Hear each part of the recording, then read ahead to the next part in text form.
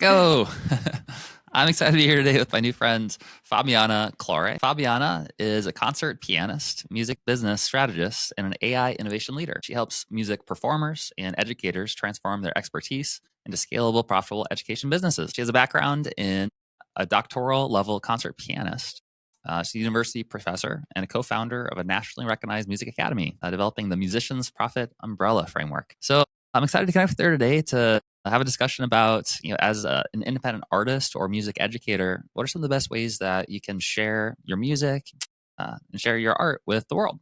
So, Fabiana, thanks for taking the time to be on the podcast today. Thank you for having me, Michael. Awesome. So, to kick things off, would love to hear a little bit more about your story and how you transitioned from being a concert pianist to starting to help others with their online business. Absolutely. So my background, as you mentioned, it comes from originally being trained as a performing musician and educator, finishing with a doctorate degree from the University of Miami back in 2011. And I quickly realized part of my research and dissertation was there were no full-time jobs just waiting for us upon graduation. So I quickly realized we needed to become entrepreneurs.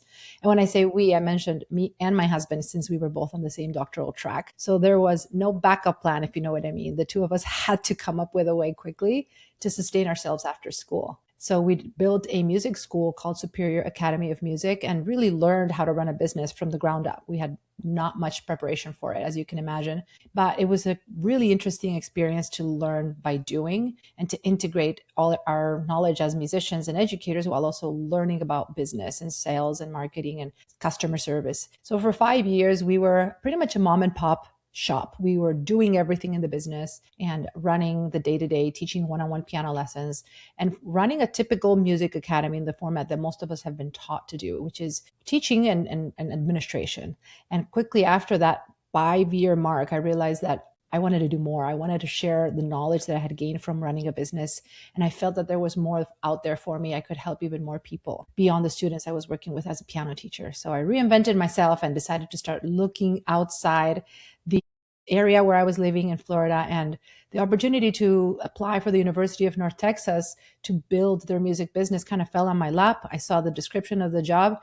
And although I had never thought about teaching music entrepreneurship at the college level, I decided to throw my hat in the ring and see what happened. And initially it felt like a really interesting transition that didn't make much sense. However, for me, it felt like it just was a great opportunity to share my experience in a new way. So I applied, and when I decided to go and I was invited to accept the position, I had to restructure my music school so that it could continue running without both of us there. And that became a really interesting lesson. I never expected to be leaving my business and restructuring it. So that became part of my philosophy as I started teaching other students in the university about building their businesses. That became part of what I wanted them to understand. It was not just about starting a business, but really, how do you build something with systems in mind so that at any point, if you want to delegate it, sell it, or even, just transfer the administration to anyone else, that you have things built in so they don't all rely on you being the bottleneck as the owner. And so that became part of my ethos, if you will, when I created the curriculum at the University of North Texas, and I co-created an MBA program with the College of Business. It was all about not just how to build a business, but how to build something through systems. So it could also run for you, not just through you all the time. And after 5 years of running the business program at the University of North Texas, there was a new reinvention in my life. I became a mom for the second time. And I started to feel that, again, there was a bigger calling for me that extended beyond the university. And I realized I wanted to help globally and guide other musicians how to package their knowledge and expand their work beyond wherever they are physically located into an online education business. So I first did it myself. I surrounded myself with people who were doing it, worked with mentors, colleagues, and realized that this is one of the best ways for musicians to create fulfilling careers in combination with being performing artists, producers, composers. It is having a back-end platform as some sort of a business online where they can share their knowledge and have that as the main engine driver that supports everything else that we do as artists. Therefore, removing the dependency on trading our time for money, and instead allowing us to choose what activities we do that do require our time, like one-on-one teaching or performing, but then to always have an online business in the back end that gives us the flexibility to create a sustainable lifestyle, not depend on physical locations and not depend on always our time in order to create an income. So for the last 6 years, that's what I've been doing. Eventually, I decided to step out of academia and go full time into my online business. And so that's what I've had the pleasure of helping musicians around the world now build truly a movement. We call it Musicians Creating Prosperity, that has changed the lives of so many people around the world, especially in a way that allows musicians to not have to compromise what matters most to them, to not have to choose one side of their identity. Oftentimes we get told to niche down, to really pick one lane and just go all in on it. And I found that to be counterproductive for musicians and creative entrepreneurs, because we have many different interests and multifaceted layers of talent and passion and experience. So as I did this, I also built a framework called the Musician's Profit Umbrella, which is about unifying everything we have to offer into one cohesive brand identity. So that's been part of the process that has allowed me to help other musicians. And then most recently, developing AI systems and platforms and custom build outs to help musicians not have to learn as much and become masterful at marketing and copywriting and sales, but instead leverage the tools that exist today with AI to bypass the learning curve, compress time, and more quickly launch their businesses online or scale what they've already created. Awesome. Cool. Thank you for sharing that. And one through line that I'm hearing you share, I think it's just a really valuable lesson to see, like, compressed time. So it's like your whole journey, like, compressed into story. Like, one through line is around this movement between dependency and lack of freedom, trading your time, and then turning it into building systems and things that run without you and leveraging the tools.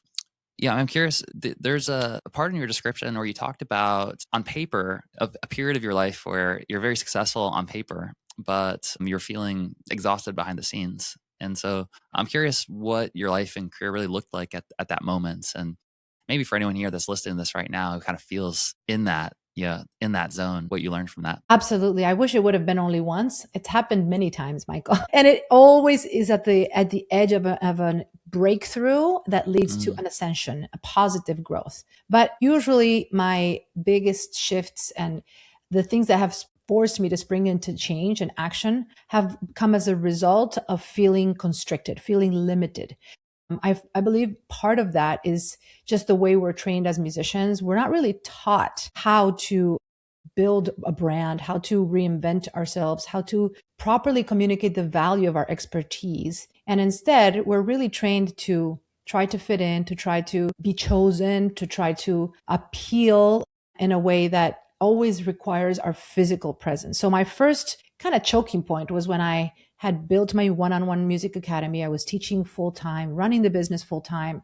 And I had felt that I had reached what I had achieved, like what I wanted to, which was to build a business, to create a sustaining income stream and something that was meaningful. It was getting great results for students, but it came at a price that I felt I no longer wanted to pay, which was taking all of my energy and time. At that point, I had a 2-year-old son already. And so I started to feel like, even though on paper it was what I had set out to achieve, right? I finished my degree, I started a business, we were able to keep it going through those critical first few years. And yet I was like, this doesn't feel it for me. So that's when my first reinvention happened. And I had to own an identity that I didn't fully understand yet, but that I knew I wanted to, in the sense that I hadn't ever, as I mentioned, like been a university professor. I hadn't taught music business, but yet I knew that I was ready to start sharing what I had learned, what I had done. And so that led to this reinvention of sorts, this pivoting and kind of commanding and declaring that I was ready to serve at a greater level. And the same thing happened 5 years after, when I started this new role. I started to embrace it. I started to build all the frameworks. At 5 years in, it always happens every 5 years. I don't know why. And I always happen to have a young toddler around.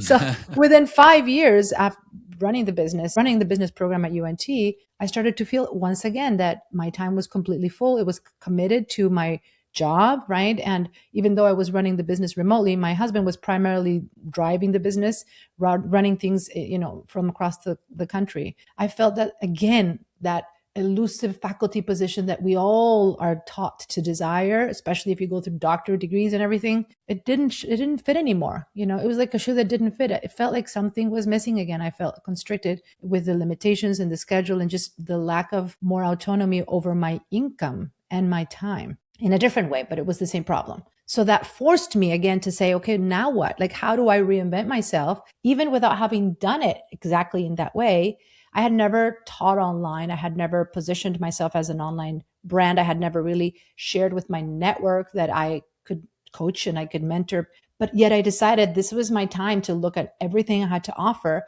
and see who would benefit from it. And the timing ended up being kind of interesting because it happened around December of 2019 and January, February of 2020. In the middle of February of 2020, I really openly shared it with all my network. I posted it on all my social media.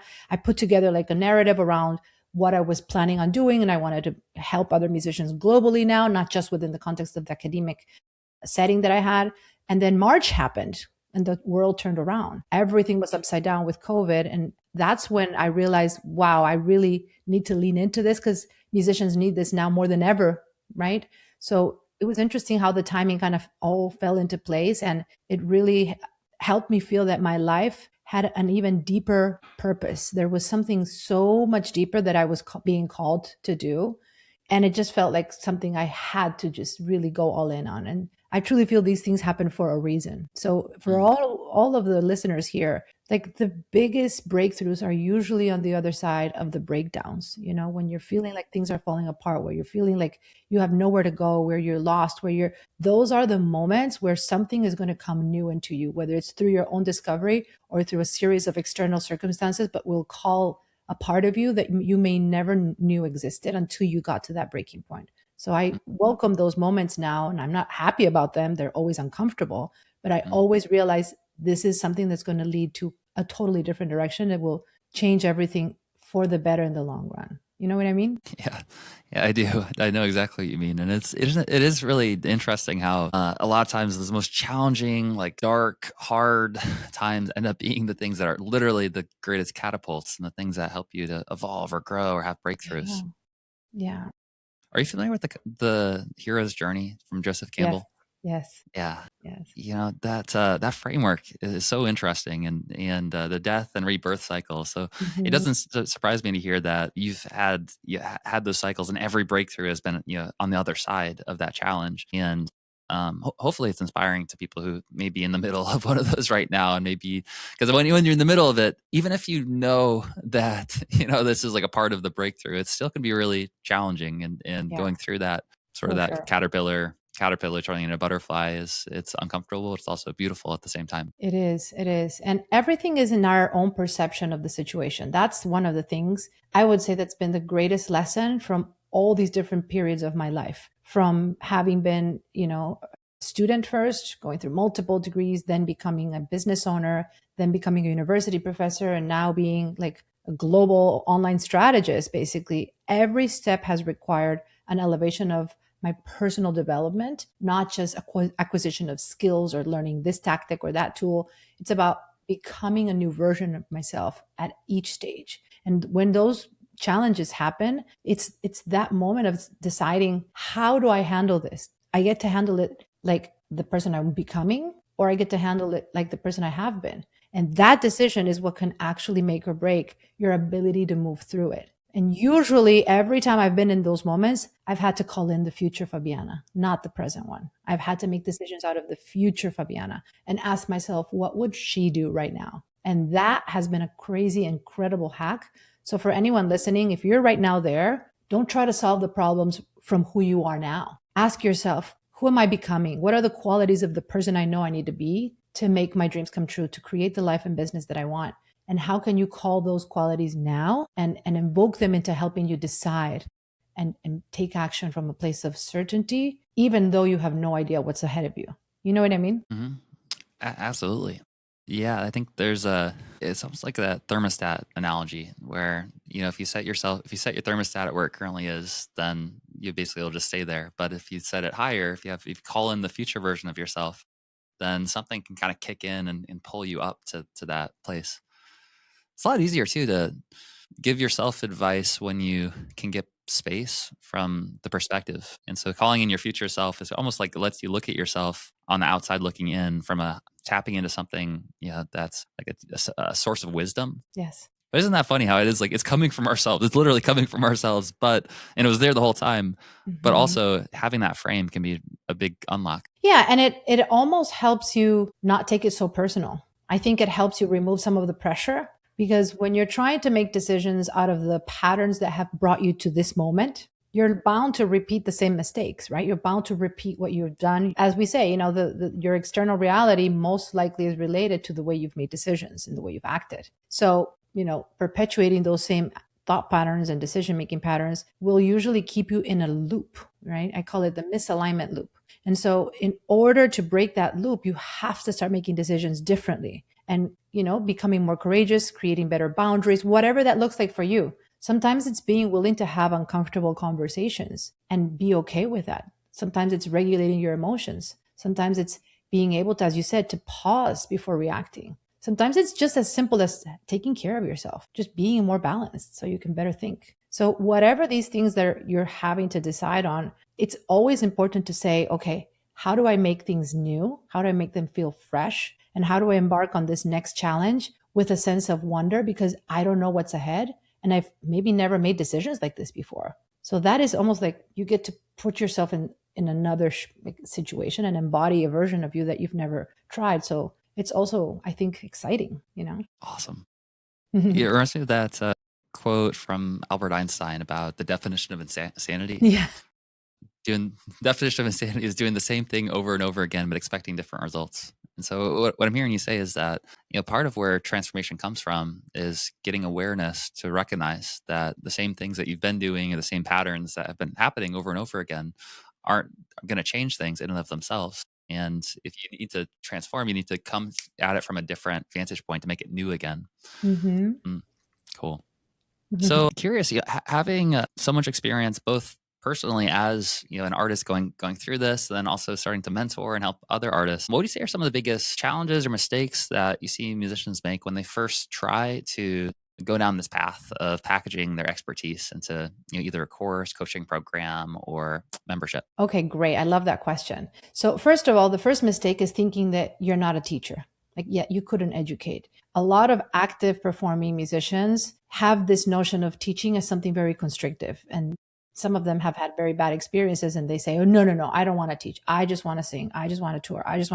I'm not a teacher. Right. And so they have this negative stigma around transferring their knowledge because they associate it with the traditional one-on-one model where you have to sit in a place where most of the times you're working with people who are not interested in the subject. They're just doing it because their parents are forcing them to or whatever. And it can be an unpleasant experience to teach in that setting. However, my first call to action is, what if teaching did not have to look anything like that? And you could actually share your expertise, whether it's around performing an instrument or learning about performance anxiety or how to find concerts or how to set things up in a gig. It does not matter what that knowledge is about. But what if you could do it in a way where you're not limiting yourself to doing it one-to-one and everything depends on you physically having to be giving all your energy, repeating the same concepts to each student all the time? What if teaching could look completely different, where you could instead have a model like a weekly group session, a masterclass format? You could share your experience through having clients ask you questions one at a time, even if they're in different levels. What if you could have a platform where throughout the rest of the week, you could asynchronously send feedback to your clients and let them post questions on their own time, giving you total freedom in your schedule, not having to confine yourself to give one more hour away every time you welcome a new client? What if teaching could actually be an exciting and creative experience for you where you're not pre-recording content? That's a second part of this. You don't have to pre-record materials, spend hours and hours and hours in front of a microphone and a camera trying to come up with all a curriculum and all your genius in one. This is not at all the way I recommend musicians package their skills. I'm a fan of doing things in real time with real people and documenting those encounters, and over time extracting the teaching frameworks, the principles, the through lines that come out in those live meetings, and then building the recording materials, the frameworks out of that experience. And yes, over time, you can end up with a beautifully curated library of trainings, all your intellectual property. But this, I believe, the notion of you must pre-record the videos, try to sell a finished product, and teaching is not for performing artists, or it's something that is a drag. It's a necessity. You just do because you have to.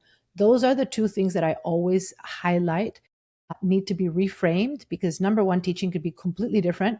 And number two, you don't have to pre-record your course materials to try to sell them as a finished product. There should be an emphasis first on building a brand, understanding how to convey the value of what you do, which, by the way, no one teaches us how to do that in music. we're taught how to be good at what we do, but not how to know how to share that, how to convey the value. So learning how to convey the value of your brand, how to explain that, and then having a good offer, teaching can feel like a very different phase in your life, and one that, if you're savvy enough, you're going to realize is the most scalable way you can grow your income and will also expand your impact. So that is a long answer to your question, but there's several elements to it that I wanted to include. Yeah. No, that's great. And I mean, I feel like I can personally relate because I went through that journey myself with starting Modern Musician. I toured for full time for about 10 years. And when I got married and started my family and started transitioning, that's when I built Modern Musician and became a coach. And I remember going through that same phase that you're describing of early on. I had a lot of imposter syndrome. Like who am I to teach this stuff? Like, the band had achieved some success as an indie band, but I was like, I've never taught this. Like, I wanted it to be valuable, and I felt like I felt like that was one of my biggest fears. Is like, do I have anything to teach? Is it going to be valuable? So I love the approach that you just shared of not trying to create the finished product before you've actually had those interactions and you've actually had the conversations, and just documenting what you're already doing. That was a mistake that I made. I remember the first time I created a course, I was devastated because I had packaged 10 years of touring into like $1,000 course, and I tried putting it out. Like, I had a few hundred people on my email list and I had 0 sales.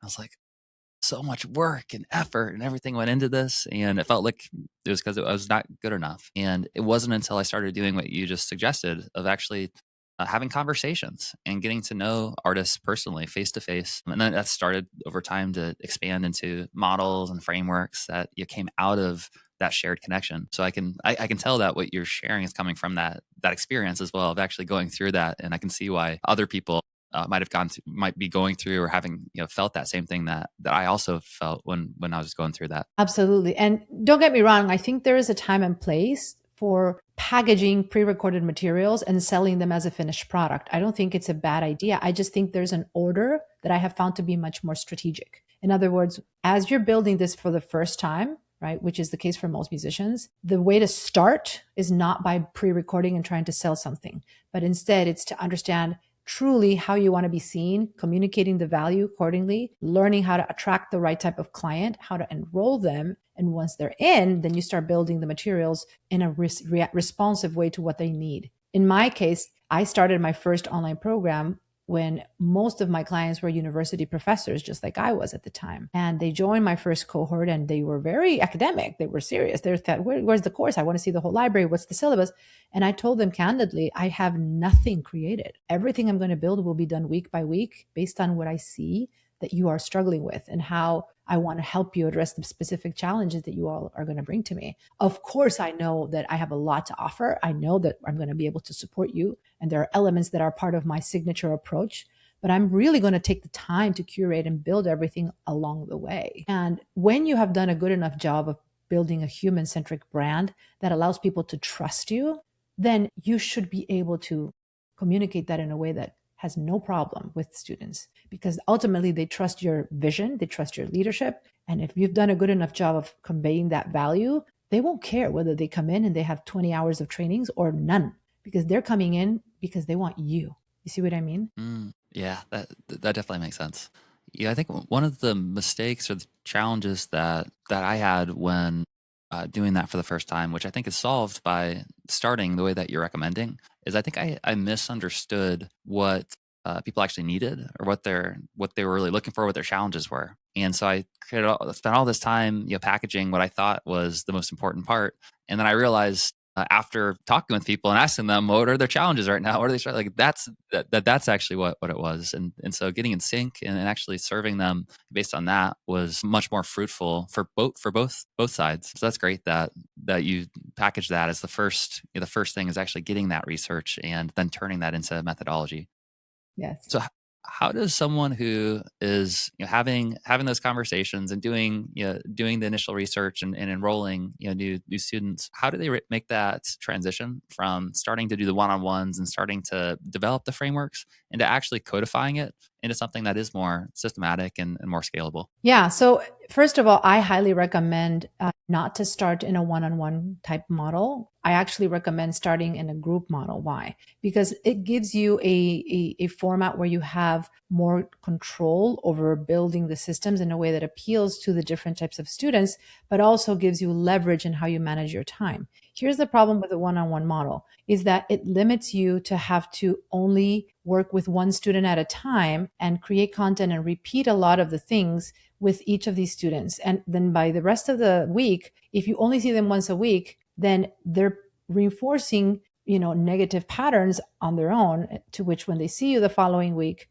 you have to repeat 60 or 70% of what you told them, undo the damage, and then continue the path. And so that becomes such a slow progress compared to having a weekly group meeting, right? Where you have your students show you individually what their problems are, what they need from you, without having to take a full lesson with each one of them, but just hot laser coaching for specific problem spots. But then throughout the rest of the week, you can have ways where they can send you questions through videos, through written posts in a open platform community where the rest of the students can see that back and forth coaching. And that enriches the experience, and it allows your students to start learning from each other, from the way you give feedback to the different levels, the different students, the different problems, and over time to start building a library of trainings that allows future students to refer to those without having to hear things from you every single time fresh. So that is part of creating the systems for delivery of the service, for client facing systems. There are many other systems that most musicians don't really even know exist. But the reason why it's important not to limit your schedule to one-on-one teaching is because if you do one-on-one teaching and you grow your business that way, you have basically no time left to actually build the other systems that your business needs around sales, around marketing, around financial management, around operations, which are very important parts of a business. It is not only the teaching side. So there's many more ways to keep building systems. We can talk about this if you'd like, but when it comes to the teaching side, this is one of the best ways that I have found to systematize the teaching. And you can still have different levels. You can have a group for beginner students or young students. You can have a group for intermediate level, advanced. You can have a group for adults if you want to separate them. That's still a fair goal to have, but it's still 1 to 3, maybe 5 hours max a week, versus if you're trying to build this through one-on-one teaching, you're probably going to need 20, 25, 30 hours or more to build a baseline of revenue that would allow you to sustain yourself. You see what I mean? Mm-hmm. Makes sense. Yep. So what I'm hearing you say is that one of the main advantages of group coaching is that it helps you to better design the curriculum in a way that's more scalable and less dependent on your individual time. There's less repetition where you don't have to teach the same things over and over and over again to different clients. And so you found that to be an effective way for someone to build those initial methodology and frameworks, but do it in a way that's a little bit more scalable. Awesome. And it's not So, just scalable, it's actually incredibly beneficial for students. One of the big concerns that I hear music educators who have, most of us have great standards, high standards. We really want to do the best we can for our clients. So this isn't just more scalable. This actually has proven, at least with the musicians that I've helped do, it actually gets students faster results because they're having a lot more feedback from you. They're also showing up more prepared because they're going to play in front of their peers. It's so easy to tell the one-on-one teacher, hey, I didn't practice last week because I had karate or whatever. When they know they're going to perform in front of their peers, they practiced, right?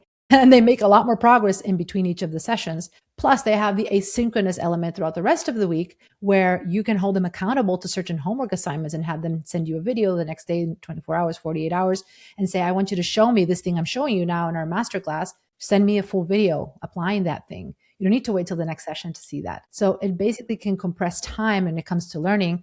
And many of my clients have told me what used to take them a year to 18 months to achieve with their students, they can now do in 6 months because of this model. So I want to make it very clear. This is not just a business convenience. This actually has proven to create outstanding results for students as well. Awesome. That totally makes sense. So what I'm hearing you say is that, it's not just about, in addition to having a more scalable model, that designed in the right way, that group coaching could actually improve their results as well. Yes. There's more accountability. There's more of a peer group dynamic that can actually, not only serve you, but also serve them at the same time. Yes. Yeah, that makes sense. Yeah, I feel like this is something that I've seen a lot of different models and different. There's like different opinions too. Like there's like different opinions around like one-on-one coaching versus like group coaching and courses. We're about to dive into AI, which is just a whole other can of worms, which is awesome. But group coaching versus one-on-one coaching. I've both received a group coaching, one-on-one coaching. I've also delivered group coaching, one-on-one coaching, and I think that there's from my perspective, there are for sure major benefits to group coaching, both for the student and for the person who's creating the curriculum. And I really appreciate one-on-one coaching when it's done selectively or in the right way, especially if it's like much higher priced, so that it's only for someone who's like really like going to value it. And I can see where that could fit into the model. But I agree that in terms of the building the system and building the business, having group coaching versus if you had to choose like one or the other, it does seem like group coaching has a lot of benefits in terms of how you just structure a core operating system for a company. Yes. And I love what you mentioned about the one-on-one teaching, because I obviously learned to play the piano. I became a pianist through one-on-one lessons. So I completely understand the value of that experience. And I don't think it's like one is better than the other. Obviously, from a business growth standpoint, of course, the group model is a lot more scalable and there's many benefits. I do think that the beauty of this model is that when you build an online business, you can still add one-on-ones if you want to. It's not like they have to be mutually exclusive. Many of the musicians that I've helped, they still include maybe once a month a one-on-one instead of every week, or once every 3 months they get a one-on-one session. The same thing happens with online versus in person. Many of the musicians that I've helped love doing things in person. They love still meeting with their clients in person. You can integrate an in-person component if you have an online business. You can do whatever you want. The sky's the limit. I have a client who has an Italian festival. She lives in Canada. She teaches voice online, but she also has a yearly Italian festival where she gathers all her voice students. They fly into Italy. She spends a month with them there in person. And so her program is actually a hybrid where there's an online component, but there's an in-person component. So in the same way that you can have a program that includes both group and one-on-ones, you could also have programs that include online and in person. I host live events, where my clients fly in from all over the world and we get together. And so I think there's a way to get the best of both worlds when you know what you want and when you know what your goals are. So I love that you mentioned that. Cool. That's awesome. A full month in Italy Yeah. for students. That's very cool. Yeah. Okay, so AI, it's a whole can of worms. So, would love to hear your perspective on AI as a tool. I think that for a lot of our audience, there's quite a bit of tension or fear around AI as a tool, just in general, but in particular for like creating art.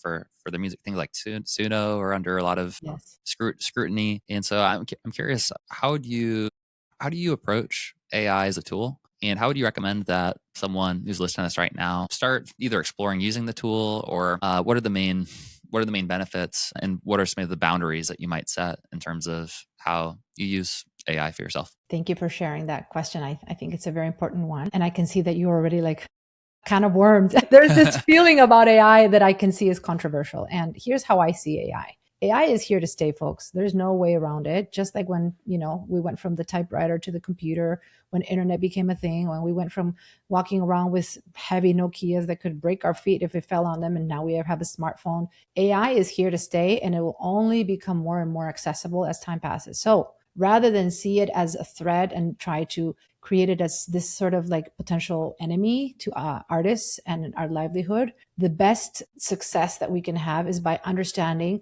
what AI will never replace, which is our lens, our brand. When you focus on creating a human-centric brand and the way that people trust you as a person, and create a way in which people come to you because they want your lens, your perspective in implementing your art, in using AI, in doing whatever it is that your knowledge is about, that's what's going to never be replaced by AI. But if you become an artist that is just a commodity in terms of like information, and you are just transactional service that has no deeper brand separator, deeper story, deeper mission, deeper human element behind your services, then you are right now already in a very dangerous place of being replaced, because AI has made information everywhere for free and has commoditized information. So how do I make this more clear? As artists and thought leaders and educators, people are going to come to us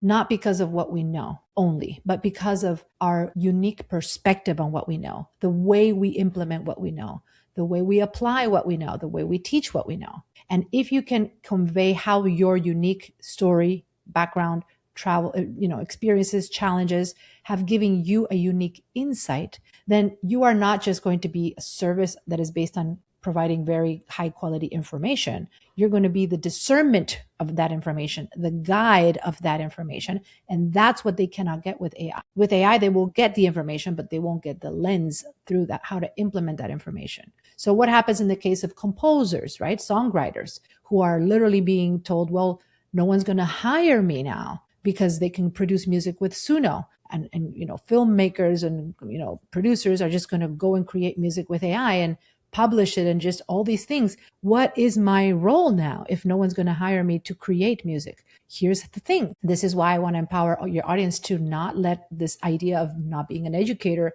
stop them from documenting and packaging their knowledge. If you have any area of expertise, even if you've never taught it before, the fact that you know it, the fact that you do it is already a sign that you can teach it and transfer that and add your unique perspective to it. So while there will be some areas of the industry that will be, monetized differently, like producing music, composing, and all those areas, if you build a career where you're not just the composer behind the scenes that people hire to create a one-time product and that's it, but you're actually a visionary thought leader that has a point of view, that has a story, that drives people to you as a person, not just to your skills, then there will always be people who hire you, not because you're the best composer or the best producer, but because they want your unique approach towards composing, your unique approach towards producing, your unique approach towards the service that you provide.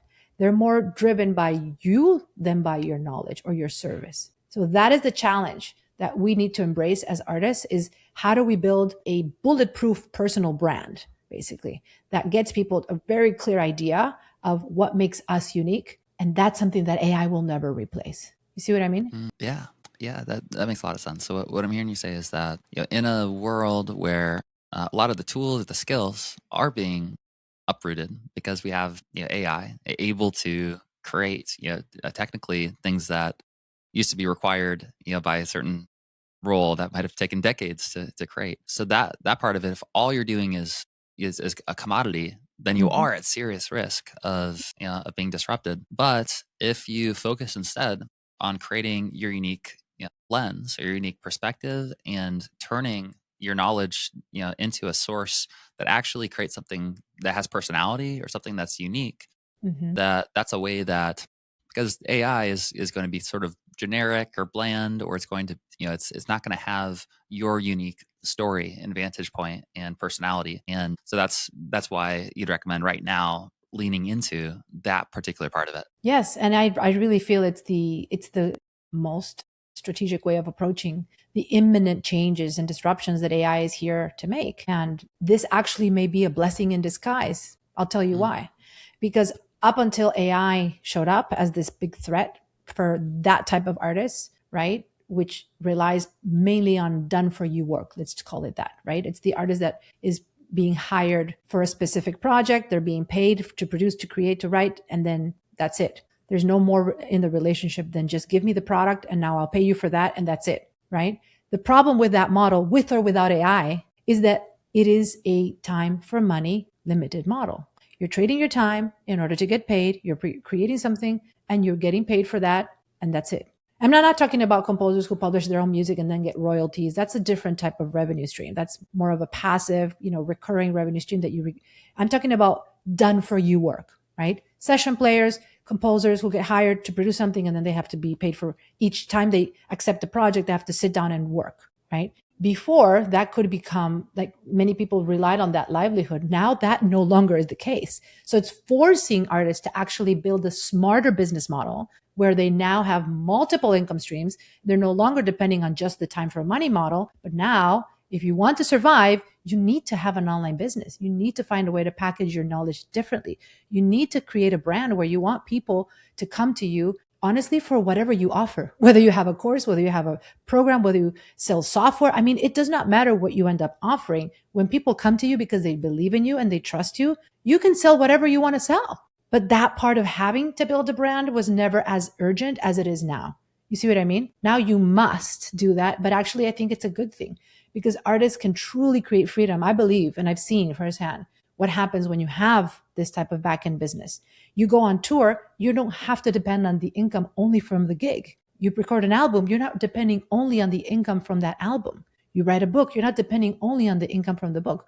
When you have an online platform, a business, an educational model in the background, all these creative projects lead to a way where people can be a part of your online community, either as free subscribers to your email list, upon which later you can build a relationship and maybe eventually sell them into something, or directly to join your programs. Every time you're on stage, you're not just collecting the revenue from that gig, from the ticket sales. That's not as important anymore. If you get 3 or 4 people in the audience to scan your QR code that you can offer and say, join my email list, and you build a relationship over email over months, maybe one or those or two of those 2 people in the audience can become a client eventually. So everything you're doing as an artist becomes 10 times the potential return on investment when you have this brand platform and a different way of monetizing your knowledge to complement the normal models. So I actually think it's not a bad thing. It forces artists to be more strategic. Mm-hmm. Awesome. Yeah, that absolutely makes sense. And I think you're right that it seems like when information is being commoditized, that the lens that we put on our teachings or our programmers, who we are, our brand becomes even more important. It certainly feels like right now too, we're already in a phase where trust is sort of scarce, and we really want to genuinely connect, with the people that we're working with. So it makes sense as well to lean into that and get clear on what is your lens and who are you, what's your story, what's your purpose. Definitely isn't the only time that we've had like a technological revolution, and usually there's a resistance to the machines taking over roles that used to be done by humans. Over 93% of people used to be in agriculture, and now it's less than 3%. Exactly. And sometimes it can be rocky, transition, but ultimately, it serves all of us, and we create more abundance and innovation because of it. So that makes sense. And if it's not clear to you, like I am really excited about AI, and I think it's an amazing tool and a resource that's changing. It's leveling the playing field for indie artists, and it's helping to be able to compete with major record labels that have millions of dollars to be able to invest into artists. Now, indie artists can basically, compete with artists that are much more well funded. So I'm excited about it. I also understand where people have, ethical and different kinds of concerns. Usually, when I share it, I have to preface it by being like, "Hey, like I think it's really exciting, but also I understand the other side as well." So I think it's always helpful to have conversations like this and to hear from perspective of someone like yourself who is actually using the tools and helping artists use these tools. How can they prepare so that the tsunami that's coming doesn't just smash them, but they can swim along with it and catch the wave as it's going? I like to think of AI as a tool to help us be more human. I actually think the more we learn about using AI, the more time and space we're going to have to focus on connection and on building relationships and on better serving the people around us. We have personally in my company, we've seen the ability that we now have to help our clients at a deeper level than what we could do 2-3 years ago, because AI has provided ways for us to build frameworks, build systems, and compress time for our clients to bypass the learning curve that they used to have to, take in terms of learning skills like marketing, sales, copywriting, and now simply provide them with custom AIs that are built on our proprietary systems and tell them, here, use this and go and launch your business or go and launch your brand. Go and do this by using this that will help you create the results you need to create, versus now you have to learn this, you have to watch these videos and little by little start developing yourself into the person who understands these skills. That is no longer the case. So personally, we've seen how AI is allowing us to serve our clients at a much deeper level, getting them faster results, right? And looking at ways to say, AI is here to save your time so you can spend it on being a better person, connecting with your family, connecting with your clients, getting them better results. So I've also had clients who built their own AI systems to serve their students that don't necessarily replace the teaching side, but then still provide facilitation of the content, direction, support, in addition to the main human guide. And so what that does is, once again, it creates faster results for their clients. They're happier, they stay longer, they pay higher prices. So everything is going to come down to how do you learn to build AI systems that work for you, right? And not feeling that AI is dragging you to become someone that you don't want to be. I like to think of it as a human sandwich, right? You are the human first. You build the AI systems with your vision. You create what is necessary, what you feel is going to be helpful. You use AI, and then you tweak it on the other side with the human side. So it's that human sandwich. As long as there's human, AI, human, everything you create, whether it's content, whether it's services, whether it's systems, will always be amplified, right? The problem is when you don't have that human sandwich element and you're just outsourcing everything to AI, that's when the problems happen of sounding generic and feeling impersonal and disconnected. But if you use it this way and you learn how to make it work for you, then this can be an incredible driver and accelerator of your genius. And I've seen that firsthand, not just in the work I do with clients, but now in the work my own clients are doing. Human sandwich. Yes. I like it. And this, the cannibals who are listening to this right now are like, human sandwich. Sounds tasty. Awesome. Well, Fabiana, this has been it's been a lot of fun connecting. I appreciate you coming on here and sharing your story and sharing some lessons to help artists to make it through, ups and downs, and also to be able to catch the waves of these tools that are making our lives easier. So thank you for being here. And for anyone who's listening to this, watching this, who is interested in connecting more or diving deeper, what's the best place for them to go to connect more? Yes, absolutely. Well, I would recommend you check out my free masterclass. You can go to musiciansprofitmasterclass.com. And I regularly present a masterclass talking about the main drivers that allow successful musicians to build scalable careers, not only through online teaching, but really through building a strong personal brand that precedes any type of model change you may want to make. So that would be my first starting point, Musicians Profit Masterclass. And then the main website that has more details around my background and the different things we do is musicianscreatingprosperity.com. So those two sites would be great places to start for anyone in your community. Well, thank you again for taking the time to be here and to share some of the lessons, the wisdom that you've learned. And like always, we'll put the links in the show notes for easy access. And until next time, Fabiana. Thank you. Thank you. Thank you so much. A pleasure to be here, Michael.